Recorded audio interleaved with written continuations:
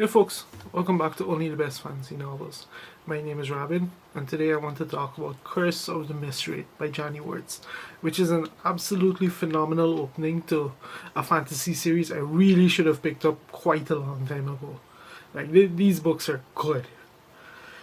Why it's taken so long for this series to pick up steam and for me to get to it, it's inexcusable. So, what is Curse of the Mistwraith about? Curse of the Mistwraith is essentially a story of Arathon and Lysir, who are half brothers and they're also heirs to their own kingdoms, and they're stuck in a multi generational conflict, where there's nothing but bad blood between them and their fathers, their fathers, and each other, basically. To further complicate matters is the fact that they share a mother, and even that was more an act of spite and cruelty than an act of love. It's a complicated relationship, to say the least, and it becomes even more so when they get themselves exiled to another planet, where they find out that there's a prophecy foretelling that their power, the magical gifts they were born with, is the key to banishing the Mistwraith, which is an otherworldly force that has cloaked the land more or less for 500 years. But the road ahead that they'll face is strange, it's terrible, and defeating the Mistwraith could very well just be the start of all the issues. So, this is a spectacular book. This was written back in the 90s when, some of the best epic fantasy around started up, and it has all the hallmarks of it, like inspired by Tolkien, in that there's the Gandalf and Sauron stand-ins, there's the Chosen One, there's the mythic portion, that kind of stuff. But where Janny Wurts makes it interesting is that where her contemporaries, they use this stuff and they kind of follow the template, and then they take a book or two before they become their own thing. She takes it, condenses it down to maybe half a book at best, and also uses it as little more than a subplot, like a triggering event, to get into the story that she wants to tell. And holy crap.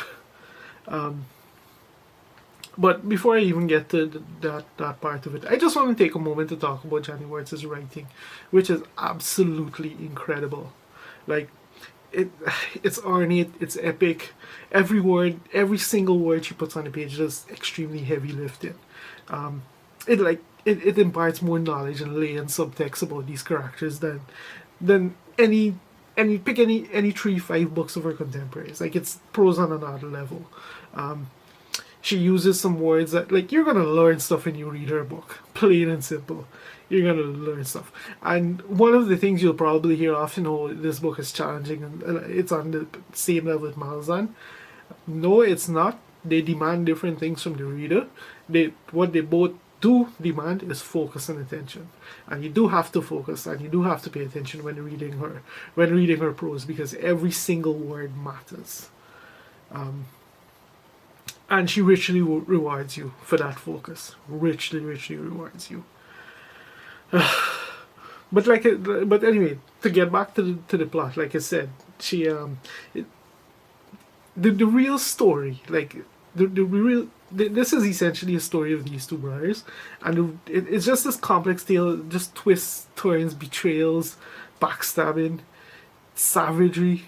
It's a very human story, which I really wasn't expecting. It's a very character-driven story, and it does so many other things. It peels away simplistic labels like good and evil, and it examines circumstances, it examines trauma, it examines both the horror and the essential failings of the people in these situations, and it looks at all of that, and then kind of also twist the point of view, and you look back on how these events are portrayed historically, and it forces you to think of the people who are portrayed as good and evil in this situation, and to think if those labels do fit their actions and their deeds. It's nuanced, it's complex.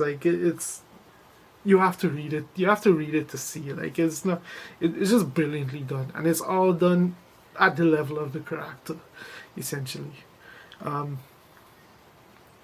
So, needless to say, this book would not work without the characters of Arizon and Lysair.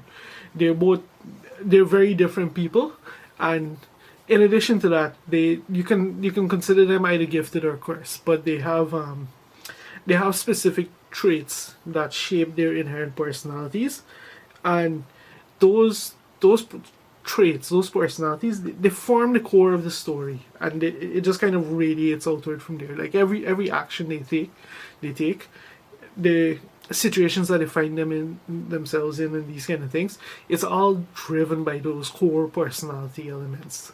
Like it's you can see the influence it has on the way that the story just flows from their interaction and from who they are. It takes things in interesting directions. Like I said, like the story that, given that this is 90s epic fantasy, the story you think you're walking into is little more than a launching point for how things really play out. And that's just the two of them. Surrounding them is a supporting cast with other characters who are just as interesting and just as interesting to read about, to say the least. But ultimately, it's just the story of the two of them. The two of them and their lives up to this point and the consequences of what will happen. It's from start to end just a spectacular read. Like, just absolutely brilliant. Janny Wurts knew exactly what she wanted to write. She knew what staples of the genre she needed to subvert to set up a story like this. And you can see her do it. You can see her take her time and do and just make something brilliant out of all of it. Like, I can't believe this book has been on my radar for like more than a decade at this point, with no exaggeration, more than a decade, and it's taken me this long to read it, and it's crazy. Like, you're gonna see a lot of hype surrounding this book, because one of the main reasons I picked it up also is because of the hype surrounding it, and it's deserved. It truly is deserved. I think that's it. I think that's all I have to say about Curse of the Mistwraith. Like, just an absolutely brilliant experience.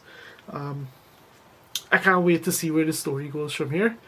And yeah, if you've made it this far into the video, thank you very much for watching, and I'll see you next time.